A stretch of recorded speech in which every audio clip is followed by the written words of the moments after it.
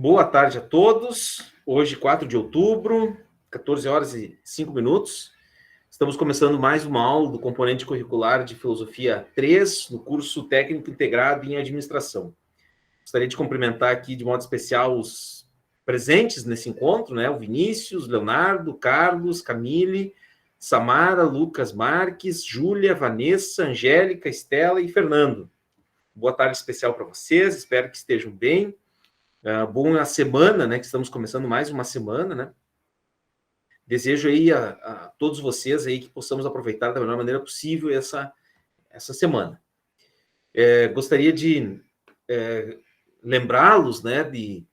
Também estão acontecendo, né? As atividades no componente curricular de Filosofia 2 ainda, né? No formato de APNP. Eu vou lançar mais uma última atividade já essa semana, né? E aí a gente já vai encerrando também. Eu coloquei o prazo lá para a gente finalizar tudo isso até 15 de outubro, pessoal, tá?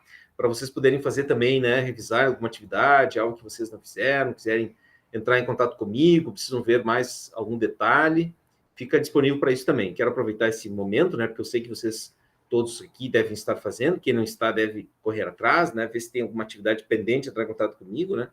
Na medida do possível, eu estou respondendo também conforme a necessidade de vocês, tá bom? Muito bem. Alguma pergunta, algum comentário referente à Filosofia 3, pessoal?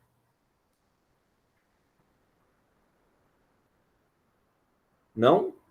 Enquanto vocês vão pensando aí, eu vou projetar aqui a minha tela e a gente já começa propriamente com a aula de hoje. Tá?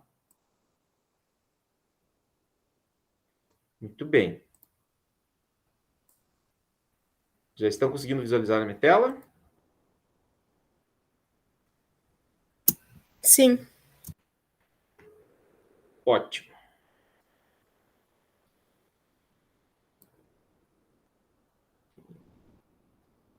Bom, então, pessoal, a gente vai dar um passo a mais na aula de hoje. Semana passada eu comentei com vocês sobre o pensamento do Immanuel Kant, um filósofo alemão, um dos grandes autores, um dos grandes pensadores, né, do Ocidente, né? Falei sobre alguns aspectos do seu pensamento, de modo especial, enfatizei a importância e a atualidade do pensamento do Kant, né, para falar da necessidade dos indivíduos alcançarem a maioridade, irem além das suas... superarem a tutela de alguém e poderem conduzir a sua vida usando a sua própria razão, né? O Kant vai dizer que maioridade é o uso público da razão que cada um faz por conta própria. Falar aquilo que a sua razão indica sem a necessidade de indicação e condução de outra pessoa. Tutela, como diz o Kant, né? Sem a necessidade da tutela de alguém, tá? Então, isso é um tema muito importante, né? Dada a situação de obscurantismo que nós estamos vivendo hoje, né? Em que muitas pessoas são conduzidas e são deixadas levar, né, por opiniões massificadas, né? Que muitas vezes elas não colaboram, né, para o esclarecimento dos indivíduos, né? Lembrando sempre que o Kant, a finalidade do esclarecimento é a maioridade dos indivíduos, é os indivíduos conduzirem a sua vida por conta própria, sem a tutela, a necessidade de alguém dizer para a gente o que nós devemos fazer, né? Esse é uma conquista da modernidade, né, que o Kant desenvolveu muito essas ideias, né, num livro muito curto, que espero que vocês tenham lido, né, Resposta à Pergunta, que é o Esclarecimento. E lá o Kant vai dizer textualmente, né, que os indivíduos, eles não conseguem atingir a sua maioridade, principalmente, né, por duas razões, né, pela preguiça e pela covardia, né? Mas é que é preciso, então, ir além disso, né? Superar essa condição, né, de preguiça, de covardia, né? E fazer o uso da própria razão, do próprio entendimento, né? Mas aqui, pessoal, na aula de hoje, a gente vai dar uma invertida, né, na discussão. Nós vimos muito, né, as questões ligadas ao conhecimento, né, principalmente com Descartes e os filósofos que o sucederam, né? John Locke, David Hume, e nós vimos daí também, né, essa discussão que o Kant faz sobre a maioridade, sobre os indivíduos conduzirem a sua vida por conta própria, né? E a gente vai recuar um pouco no tempo e a gente vai começar na aula de hoje a discutir as questões políticas da modernidade, né? Porque a modernidade traz os conceitos, são elaborados, os conceitos filosóficos são elaborados na modernidade, são os conceitos que são usados hoje na sociedade, né? A noção de Estado, a noção de governo, a noção de poder, a noção de liberalismo, a noção de Estado laico, né? Várias questões que fazem parte da discussão política contemporânea foram elaboradas por filósofos modernos, né? E na aula de hoje a gente vai, então, começar a analisar alguns aspectos, algumas dessas teorias, né? Pensar um pouco a partir do que esses filósofos disseram, para ver se a gente consegue compreender alguns aspectos da vida contemporânea, tá? Vocês vão ver que muito do que eles disseram assim há 500 anos, 400 anos atrás, esses filósofos, na modernidade, são ainda conceitos muito usados no campo da política na atualidade, tá? Por que a gente faz essa escolha, né, pessoal? Por tratar disso, né? A escola deve... Uma das funções da escola é preparar para o exercício da cidadania. Para vocês terem uma ideia, essa preparação do exercício da cidadania, ela está no mesmo patamar da formação profissional. Está lá nos documentos, na Lei de Diretrizes e Bases da Educação Nacional. Lá, a finalidade última da escola é preparar para o mundo do trabalho e para o exercício da cidadania. Está lá textualmente escrito, é lei. Não estou inventando isso, né, pessoal? E aí a gente, então, precisa, né, ninguém nasce cidadão, a gente vai se tornando cidadão ao longo do tempo, né? E para a gente se tornar um cidadão minimamente consciente no sentido de como que as instituições e a vida pública funciona, a gente precisa compreender a sua dinâmica, a gente precisa compreender como que é o funcionamento da vida em sociedade, tá? E aqui, na aula de hoje, a gente nós vamos começar, tá? A discutir, e a ler, e a pensar, e a refletir. Um pouco do que eu vou falar na aula de hoje tem a ver também com a PNP de Filosofia 2, né? Isso são conteúdos que vão se complementar, né? Aqui a gente vai fazer assim, uma espécie de ponte, né?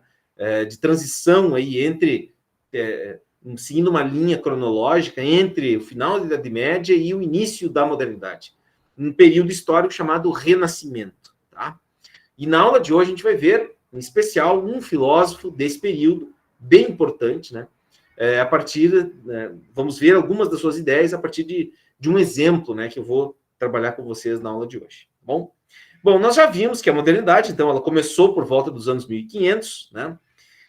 A gente não tem exatamente, né, pessoal, no campo do pensamento, no campo da cultura, no campo das ideias, as coisas elas não são tão pontuais, né, como no campo, por exemplo, da matemática ou das ciências empíricas, né? O campo da cultura, o campo das ciências humanas, ele é um campo plástico, né? Vamos dizer assim, elástico, né? Alguns fatos históricos são importantes, né? E a gente toma eles como referência, mas as coisas não têm assim, exatamente nesse ano começou a modernidade. Não, a gente não usa essa divisão, né? A historiografia atual, ela não diz que as coisas têm uma data de início e uma data de final, né? Precisa, absoluta, única, né? É claro que os fatos históricos, eles são importantes, né? Eu vou tratar de um fato histórico, né? De alguns fatos históricos, e vocês vão ver que nesses fatos históricos ele retrata rupturas, né? Mas essas rupturas, elas não foram assim, da noite para o dia que aconteceram. É um longo processo, né? É um eterno devir, as coisas estão sempre acontecendo, né?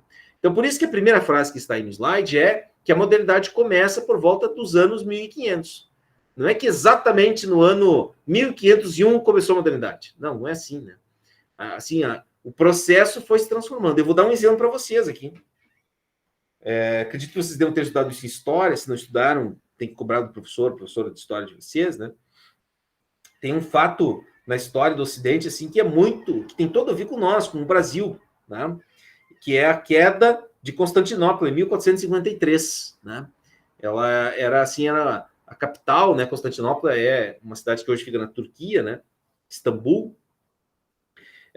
E essa cidade ela era assim o remanescente, né, do Império Romano, né? E os europeus faziam comércio com a Ásia por meio desse lugar, né? Se vocês olharem lá, a Ásia e a Europa, a Turquia, o atual estado da Turquia, né? O país Turquia, ele tem uma parte na Ásia e uma parte na Europa, né? Então ele ocupa 2 continentes, é um país que está em 2 continentes, né?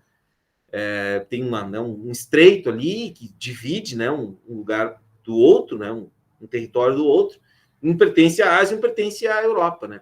E a Europa fazia comércio por essa cidade de Constantinopla, comércio com a Ásia, né? A antiga Rota da Seda, né? Enfim, que era dali que passavam todos os produtos que abasteciam a Europa que vinham da Ásia, né? Com a queda, né, dessa cidade, com a quantidade de conflitos que já existia ali nesse lugar, né? Com a queda do Império Romano do Oriente, né, que era o remanescente do Império Romano do Ocidente, né, que já tinha acabado há 1000 anos, mais ou menos. Foi dali, a partir desse acontecimento, que as navegações começaram a acontecer, né?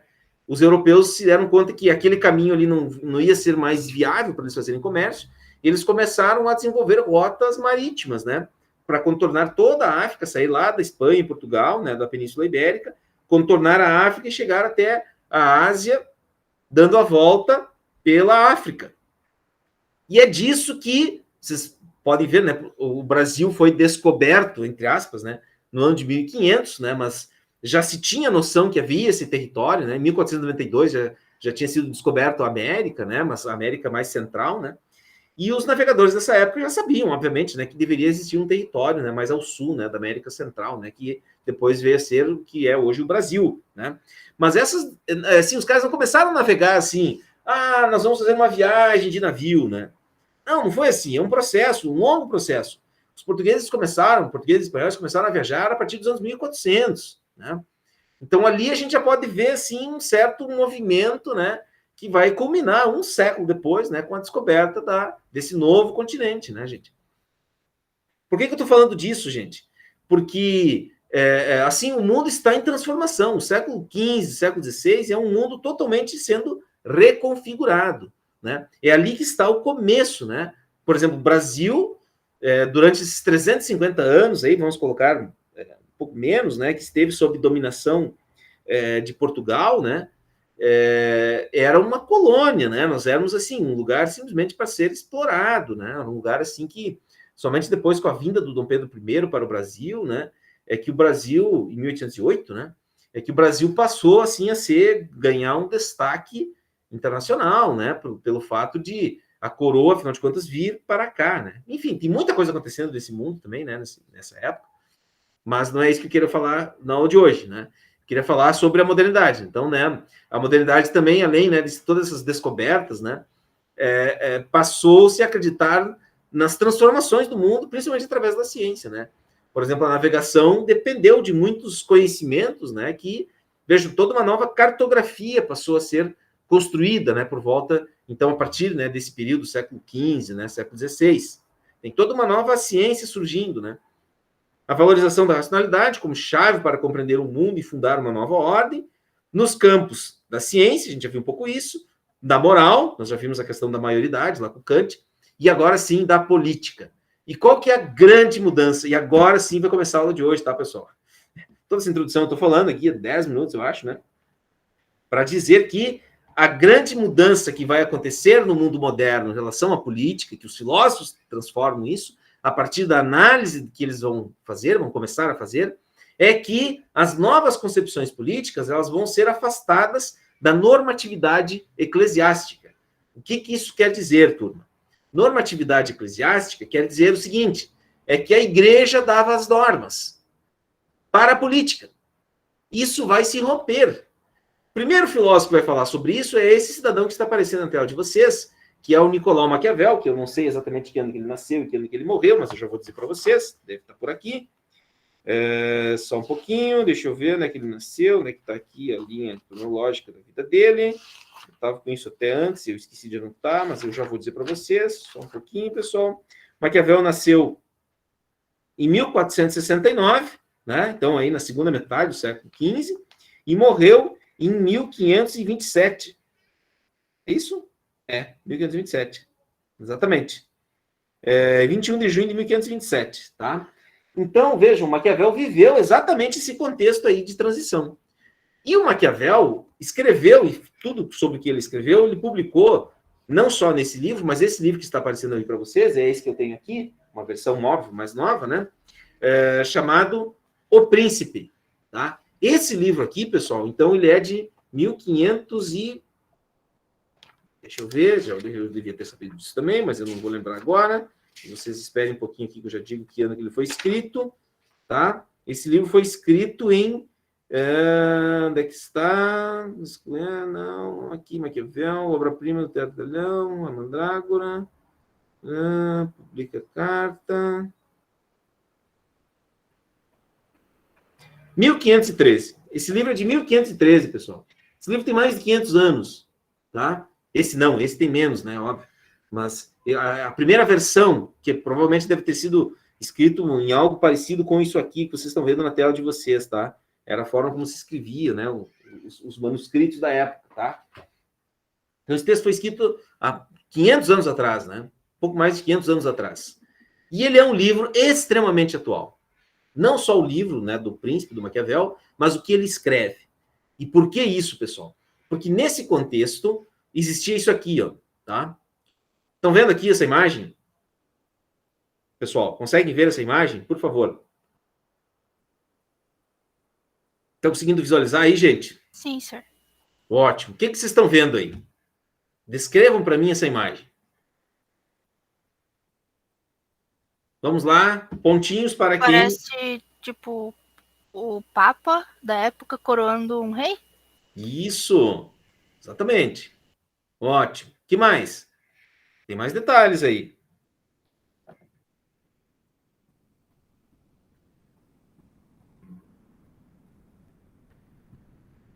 Foi a Angélica que falou, né?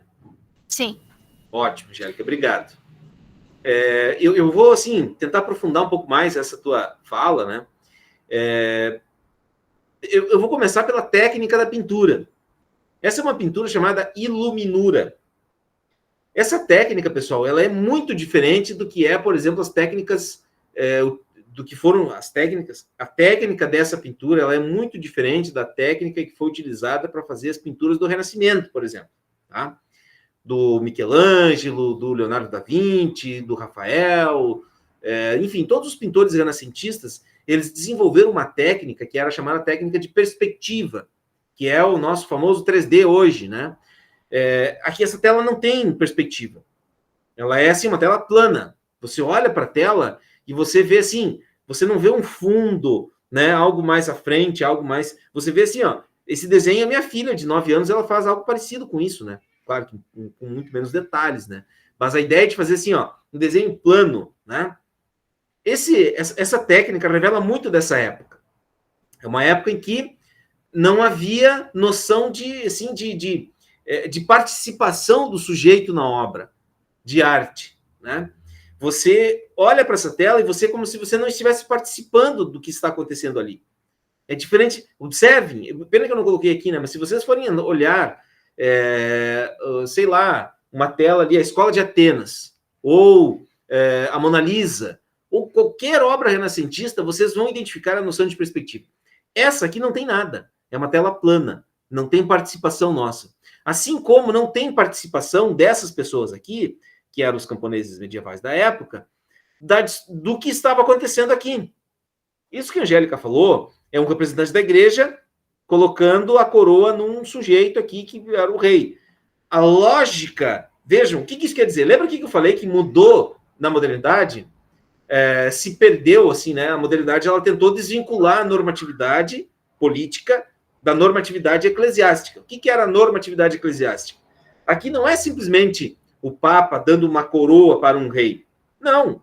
É assim, quem é que recebe por exemplo, o que é o Papa, né, na Terra? O Papa na Terra é o representante de Deus na Terra.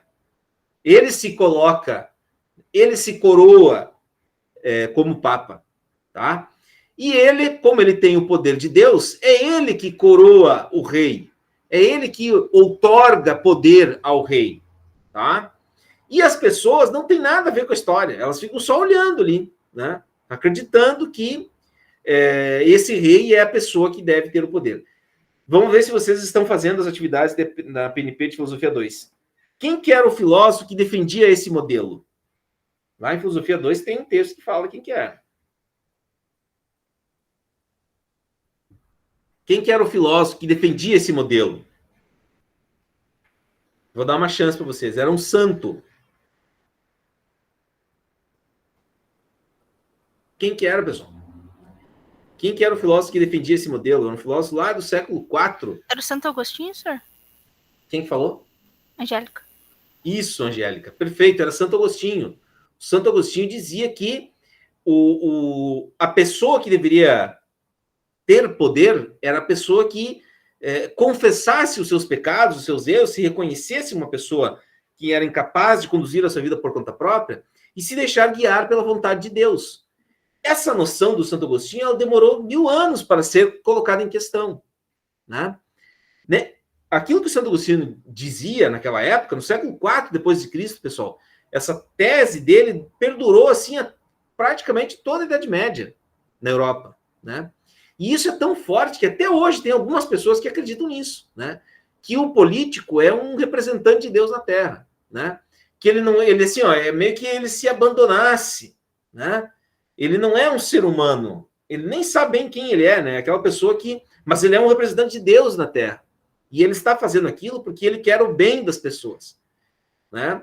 Vocês devem imaginar, né? Certamente vocês já ouviram algum político, né, que defende essa pauta, né?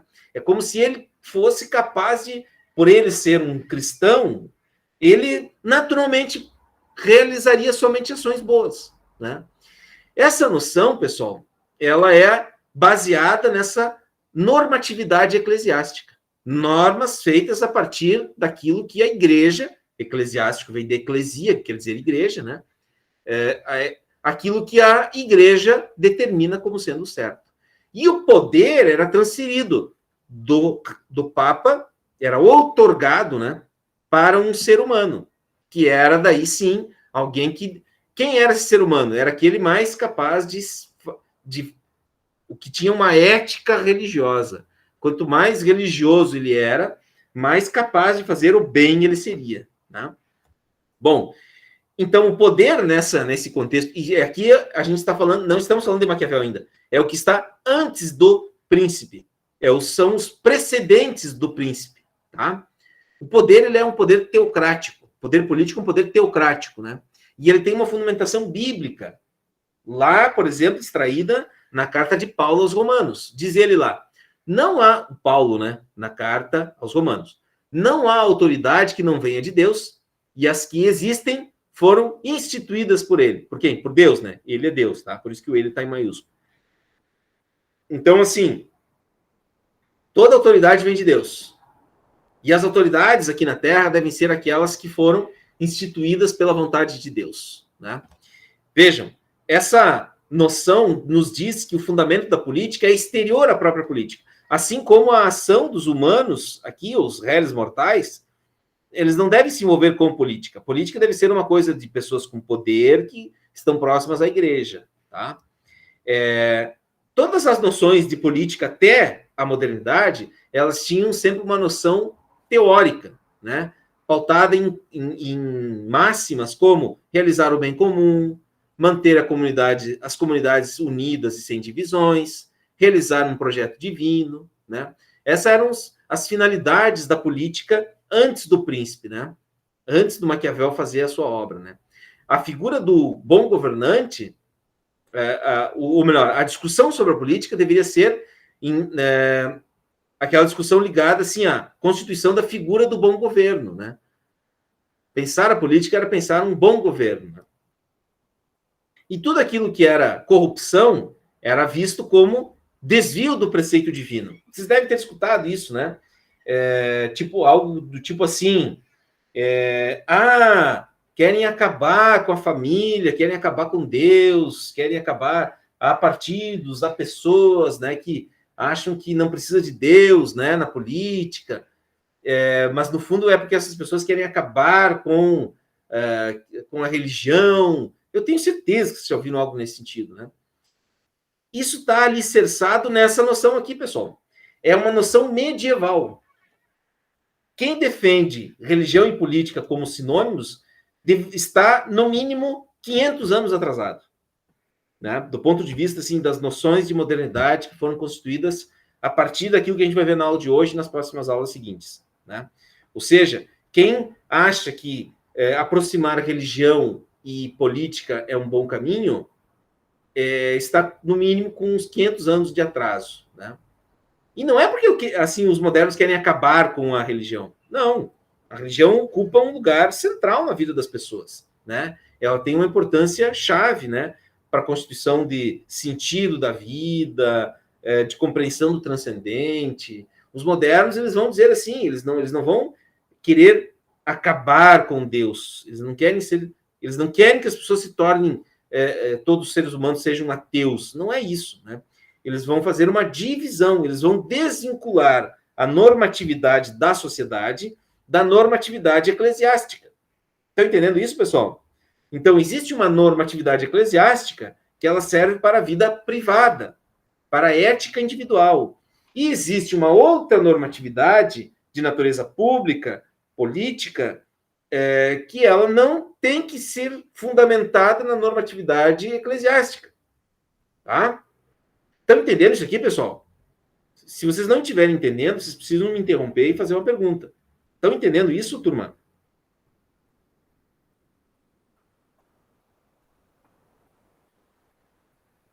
Me respondam, por favor. Não me deixem apreensivo aqui. Vocês conseguem entender isso? Está claro essa ideia? Acho que sim, senhor. Bom, voltando aqui então. Isso ia muito bem até essa noção, né? Ela ia muito bem até assim ela chegar a um nível de corrupção que ganhou um capítulo assim muito muito sórdido na história do Ocidente, que é essa aqui, tá? Alguém já ouviu falar na família os Borgias?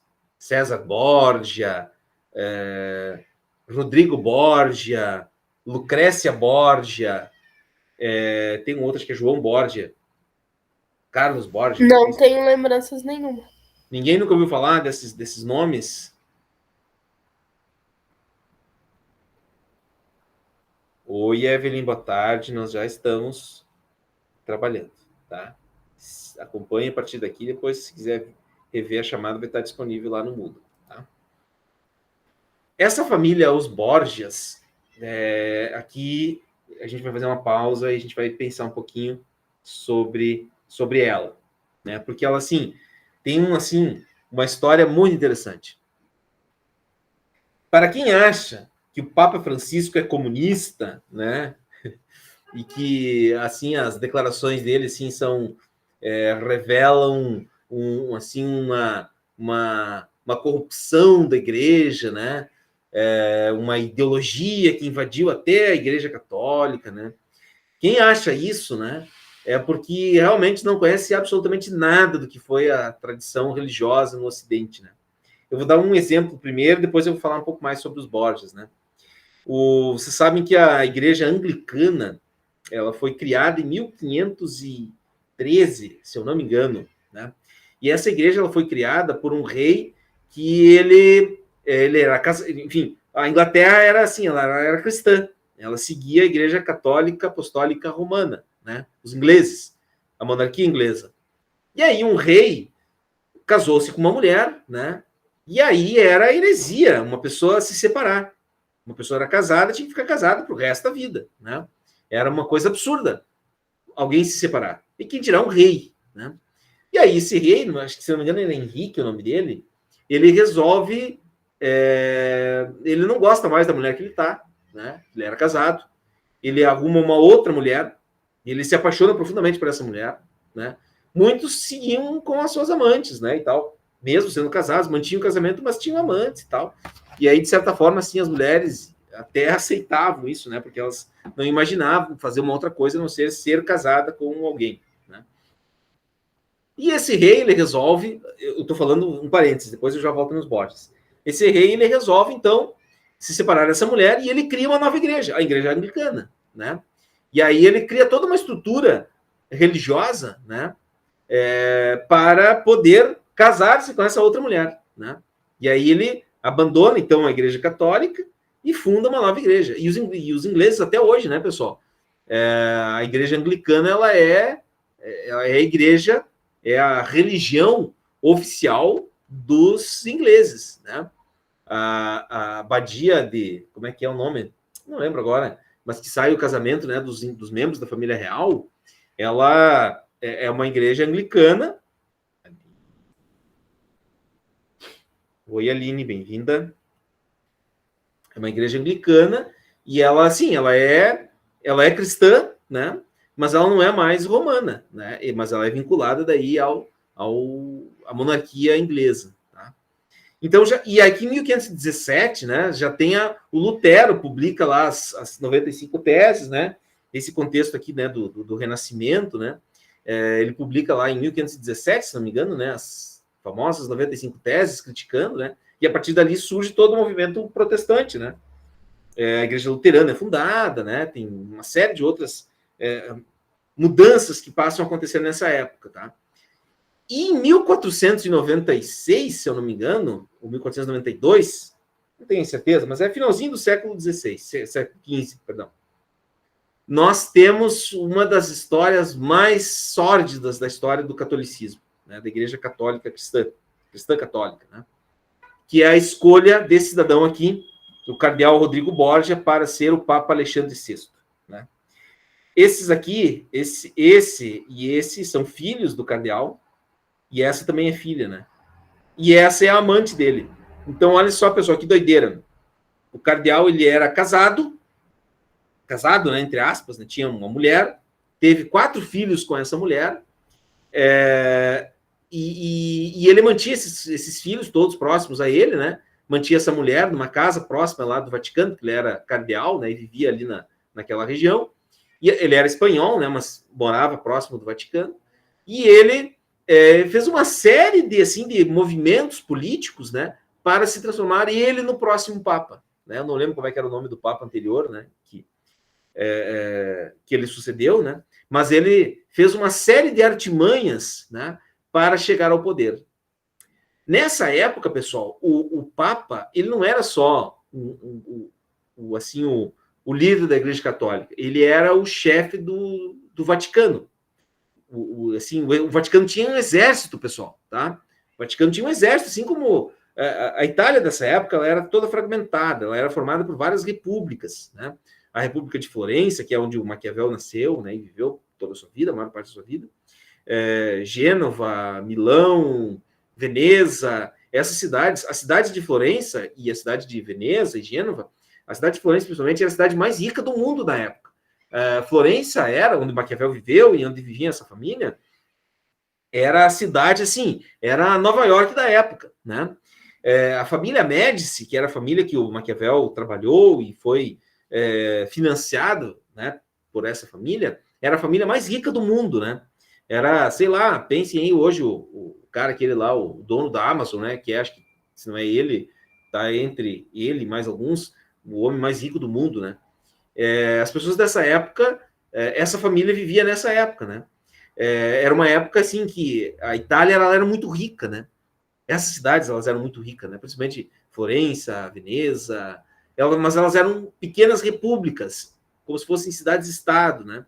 E cada cidade tinha o seu rei e tinha o seu exército, né? E o Vaticano, né, por ser sede da Igreja Católica do mundo inteiro, né, era muito disputado, né? E os cardeais não eram, assim, escolhas divinas, né? Eram escolhas políticas, né? E o Rodrigo Borgia, então, quando teve a eleição para ele ser o Papa, você sabe, né, que os papas, até hoje, né, eles fazem uma escolha, um evento chamado conclave. Eles reúnem todos os cardeais do mundo, né, hoje são 230, se não me engano, né, e eles escolhem, por votação, quem que vai ser o próximo papa. Né. Na época era mais ou menos assim também. Essa série, Os Borgias, ela passou... Deixa eu informar para vocês, tá, pessoal? Tem um canal na TV aberta chamado Bandeirantes. Não sei se vocês já ouviram falar, né? Mas a Bandeirantes, ela passou há uns 10 anos atrás, talvez, acho que um pouco mais, passou na TV aberta essa série Os Borgias. Né? Foi o único lugar que eu vi na TV, nunca mais vi depois ela em outro lugar. Mas é uma série, tá disponível, né, assim, Para você ter uma ideia, eu sou do tempo de locadora, né? Uma locadora aqui em Passo Fundo, que agora nem mais existe, ela tinha essa série toda para vocês assistirem, né? Se nós estivéssemos presencialmente, a gente ia até assistir um capítulo, né? O primeiro episódio da primeira temporada, né? Que mostra bem esse contexto aqui, né? Esse é o contexto que o Maquiavel viveu. O Maquiavel usa essa história como exemplo para mostrar o seguinte, né, pessoal? Que o político, a pessoa que chega ao poder, né? Ele não é uma pessoa do bem, não é uma pessoa que está preocupada em praticar boas ações, ou ainda é um representante de Deus, ainda mais o Papa, né? O Maquiavel era amigo de um dos filhos do cardeal Borgia, esse aqui, ó, que é o César Borgia. Esse é o personagem da série, né? Mas o filho do Rodrigo Borgia é o César Borgia, né? E o Maquiavel era muito amigo dele, né? Era conhecido, amigo, assim, de convivência, né? E o Maquiavel sabia de toda a história, né? Que o Rodrigo Borgia, tudo que ele fez para se tornar o Papa, né? E aí, eu tirei um trecho de um diálogo da série em que Desculpa, pessoal. Um trecho da série em que o filho do cardeal, olha só que doideira, né? O filho do cardeal tá conversando com ele, né? O que ele tem que fazer para chegar a ser Papa. E aí, o César Borgia, né, que é o filho, diz assim, pai, eu sei o que eu tenho que fazer, fica tranquilo. E aí o cardeal diz, você sabe mesmo? Isso é um diálogo da série, né? Eles estão conversando assim num bastidor, né? Você sabe mesmo? Eu esperei minha vida toda por este momento. Nada pode dar errado. Vamos revisar. E aí o filho diz, tá, pai, se tu não for eleito na primeira votação, eu tenho que prometer terras, oferecer dinheiro e cargos nas igrejas locais. Ou seja, ele comprou, né? Ele comprou a sua eleição. Algo muito comum já, né? Naquela época, e que durante muito tempo no Brasil aconteceu, né? E que alguns ainda hoje fazem isso, né?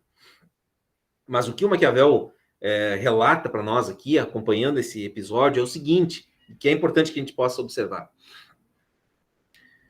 A política não é o reino dos santinhos. Muito pelo contrário. A política é o reino das pessoas que se aproveitam das circunstâncias, tá? É por isso que o modelo, o Maquiavel, ele faz, nesse livro aqui, O Príncipe, é considerado um livro que funda a chamada ciência política. E Maquiavel faz um método, ele elabora um método de análise da política, né? Essa é a parte mais importante. E uma das conclusões que ele chega a partir desse método comparativo, empírico comparativo, é você pegar assim, ó, listar, e no texto fala isso, o Maquiavel ele faz um levantamento assim dos principais líderes da história e vai vendo o que essas pessoas faziam. E aí ele vai se dando conta que o que é moral na vida privada pode ser uma fraqueza na vida pública, na vida política, né? Porque o ethos da política é diferente do ethos moral da vida privada, né?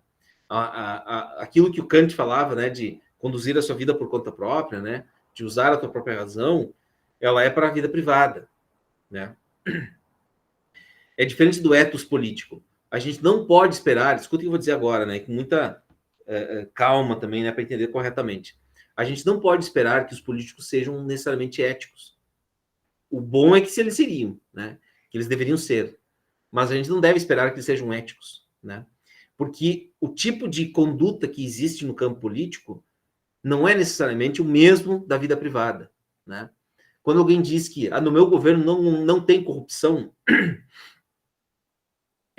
isso soa assim, essa noção totalitária, né, de dizer que não há corrupção, assim, tem a ver que, bom, então existem os corruptos, né? Se eu estou dizendo que eu não sou corrupto, né, existem os corruptos. Mas isso não quer dizer que necessariamente eu seja uma pessoa que não é corrupta.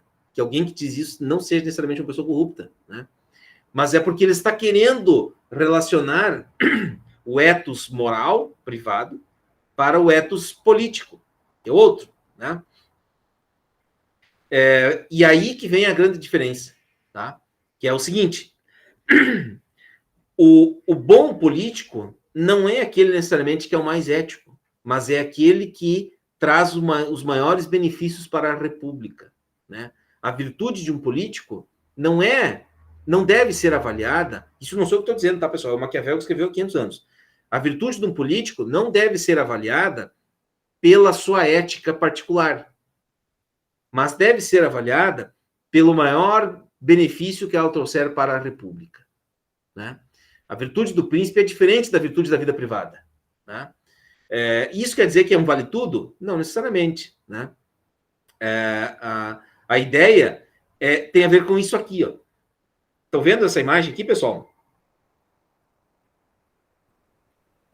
Consegue visualizar essa imagem?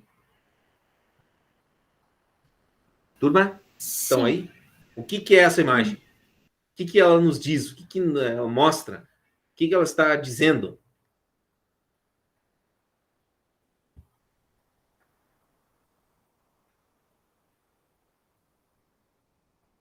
Hein, pessoal?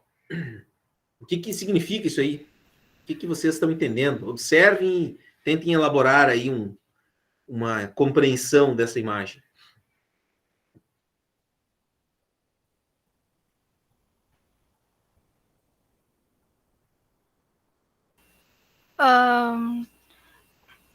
Deixa eu ver. É como uma roda, quer dizer que ao mesmo tempo que tu pode estar embaixo, depois tu pode ir para cima. Uhum. Parece que tem alguém girando, então é como, parece ser um rei, uma rainha, uma coisa assim. Uhum. Então é como se quem tá girando a roda, que seria a pessoa rica ali, no caso, ela pode determinar quem vai estar em cima e quem vai estar embaixo? Essa pessoa rica, Angélica, que você falou, é essa aqui? Seria essa aqui? É, porque ela tá girando a roda, né? Uhum. Muito bem, deixa eu trazer alguns aspectos prévios, né, para a gente entender melhor isso. O Maquiavel se vale de uma metáfora da deusa romana da fortuna.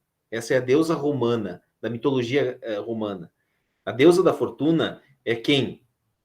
Não sei se, né, tu tinha imaginado, não sei por que você pensou que era uma pessoa rica, né? Mas a ideia de fortuna para a mitologia romana, ela tem a ver com uma noção que a gente não tem controle. Tem coisas na vida que nós não temos controle, não dependem de nós. É a fortuna. A gente pode dizer também a sorte, né? A sorte não depende de nós, né? Mas a gente também tem um componente que depende de nós. Como é que eu vou chamar isso de virtude, né? Que é a capacidade de a gente aproveitar o girar da fortuna, da roda da fortuna, né?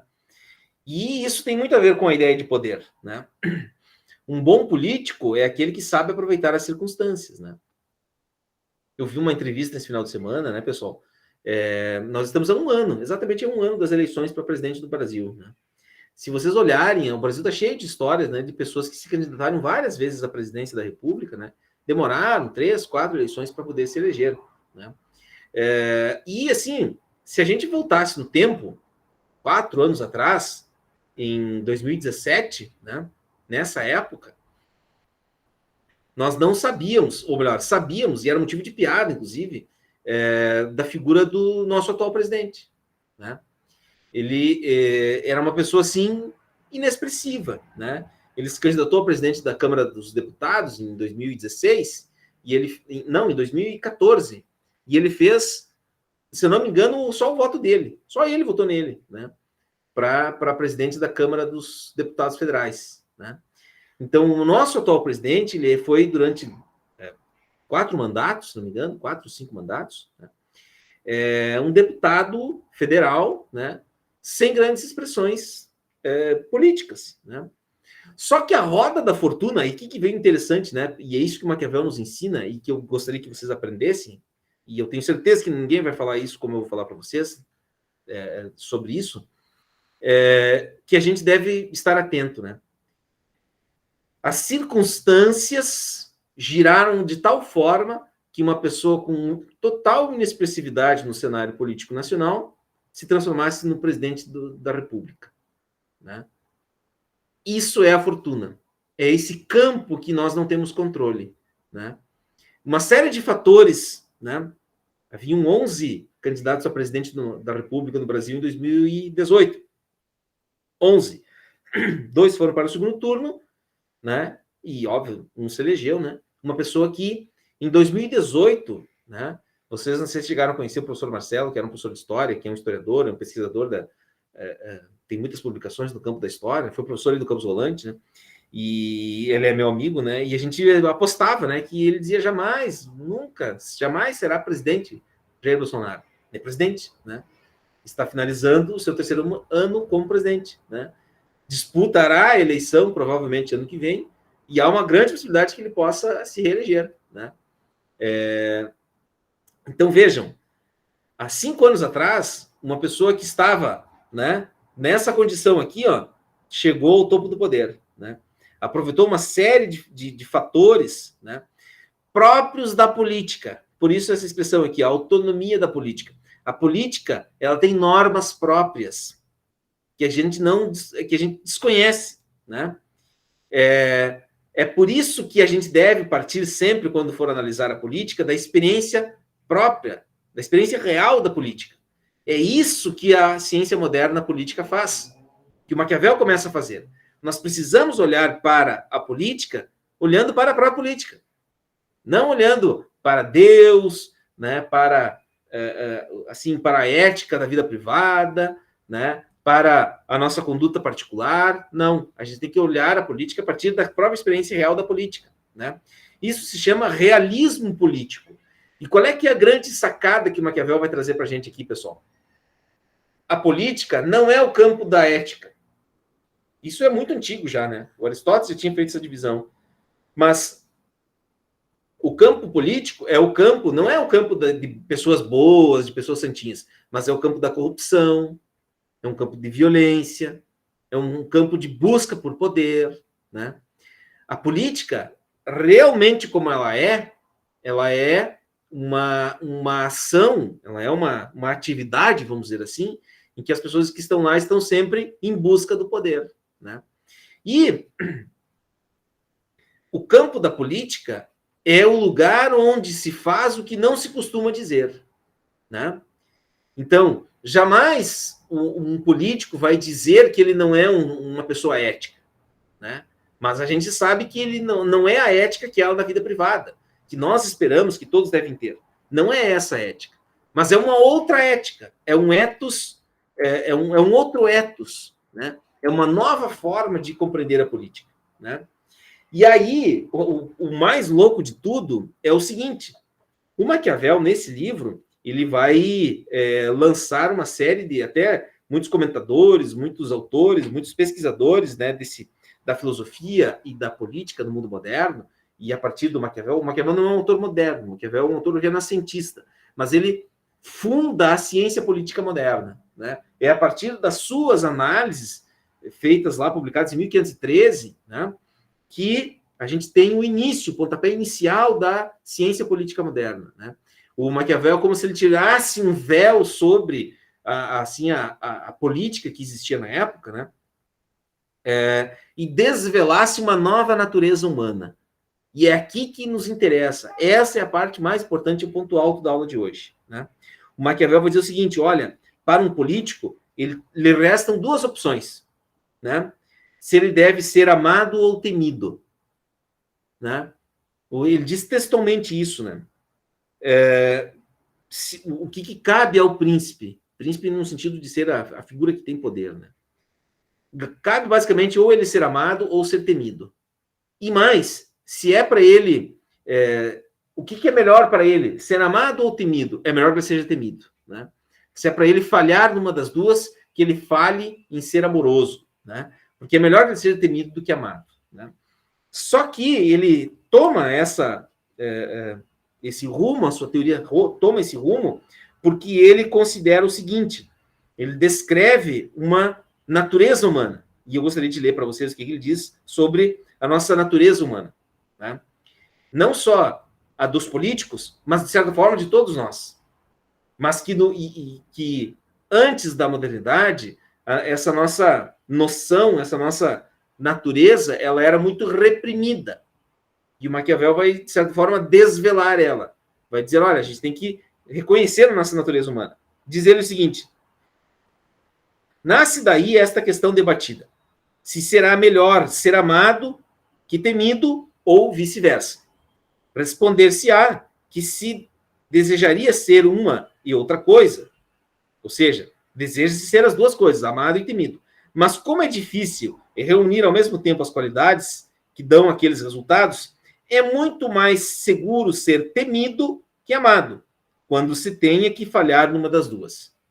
E vem aqui a frase mais legal que eu gosto, né, desse capítulo do livro do Maquiavel.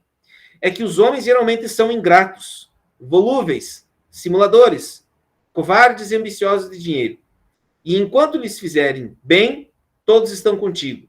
Oferecem-te sangue, bens, vida, filhos, como disse acima, desde que a necessidade esteja longe. Mas, quando a necessidade se avizinha, voltam-se para outra parte. E o príncipe se confiou plenamente em palavras e não tomou precauções, está arruinado. Pois as amizades conquistadas por interesse, e não por grandeza e nobreza de caráter, são compradas, mas não se pode contar com elas no momento necessário. E os homens hesitam menos em ofender aos que se fazem amar dos que aos que se fazem temer, porque o amor é mantido por um vínculo de obrigação, o qual, devido a serem os homens pérfidos e rompidos sempre que lhes aprouver, ao passo que o temor que se infunde é alimentado pelo receio de castigo, que é um sentimento que não se abandona nunca. Enfim, e aí o texto segue, né? Deve, portanto, o príncipe fazer-se temer, de maneira que, se não o fizer amado, pelo menos evite o ódio, pois é fácil ser ao mesmo tempo temido e não odiado, o que sucederá uma vez que se abstém de se apoderar dos bens e das mulheres dos seus cidadãos e dos seus súditos, e mesmo sendo obrigado a derramar o sangue de alguém, poderá fazê-lo quando houver justificativa conveniente e causa manifesta. Bom, e aí segue o texto, né? Mas o que eu queria, então, dizer é o seguinte, né? Que o campo da política que se abre no mundo moderno não é o campo de pessoas perfeitas, de pessoas idealizadas, né? De uma sociedade de pessoas pacíficas. Não. É um modelo de pessoas corruptas, um modelo de pessoas que fazem qualquer coisa para chegar ao poder. E é também o contexto, né, em que tem uma dimensão que nós não tomamos conta, que nós não conseguimos controlar, que é essa análise de outros aspectos que não dizem respeito à nossa vida particular somente. Tá? Bom, eu falaria muito mais ainda, né, pessoal? Acho que já me estendi demais, já são 3 horas, né? Não sei se vocês têm algum comentário, alguma pergunta, algo que vocês gostariam de comentar. Eu vou disponibilizar um texto lá no Moodle, né? Na verdade, o texto eu já deixei na semana passada, né? E para a próxima semana, daí eu quero trazer outros autores, né? Outros filósofos dessa época aí, já daí propriamente no mundo moderno, né? Que vão daí dizer como que a gente pode, depois desse tapa na cara que o Maquiavel dá, né? Da política da época, como que a gente pode reconstruir, então, né? Já que nós não devemos mais nos subordinar a normatividades eclesiásticas, sob que pilares a política moderna vai se assentar, tá? E aí, então, a gente vai estudar um pouco dos autores contratualistas, né? Os autores que vão falar de uma sociedade muito parecida com o que nós temos hoje. Certo, pessoal? Deixa eu parar aqui minha apresentação. Sim, Lucas, seria como um ciclo, né? Exatamente. Ora, quem está no poder tem muita força, né? Consegue fazer muitas mudanças, e, ora, quem está em baixa, né, pode, a roda girando, fazer com que essa pessoa volte ao poder, né, e consiga realizar algo para o povo. Né? Exatamente, essa ideia do ciclo, né? A ideia de que a política ela está sempre em constantes transformações, né? Os ciclos, eles são muito parecidos, inclusive, né? São muito parecidos, né? No Brasil, então, isso assim assim, se a gente for olhar o antepassado, né, dos grupos políticos que estão hoje degladiando pelo poder, a gente vai ver assim a história muito. Nós estamos vivendo um momento muito parecido com 1989. Converse com os pais de vocês e perguntem, né, como é que foi lá em 89, as eleições de 89, né? A gente está vivendo um cenário muito parecido, em vários aspectos, né? E a partir de 89, então, se vocês conversem com os pais de vocês, né, sobre isso também, tá? Mas, enfim, pessoal. Perguntas, comentários?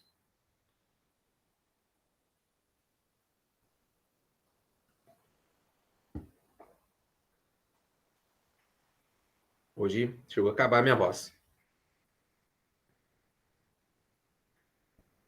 Hein, gente? Algum comentário, alguma pergunta?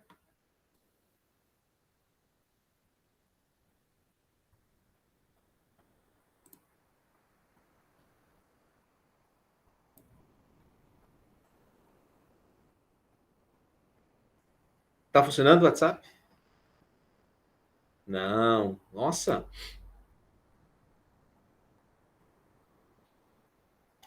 Tudo certo, Evelyn. Então, tá ótimo. Deixa eu fazer... Lançar a frequência em planilha. Eu já antecipo para vocês que na semana que vem, eu acho que nós... Não sei se a gente vai ter aula. Dia 11. A princípio, se não me engano, só se mudar alguma coisa, tem uma convocação para os servidores. Eu não sei se a gente vai... Se nós teremos aula, mas eu vou avisando vocês, tá?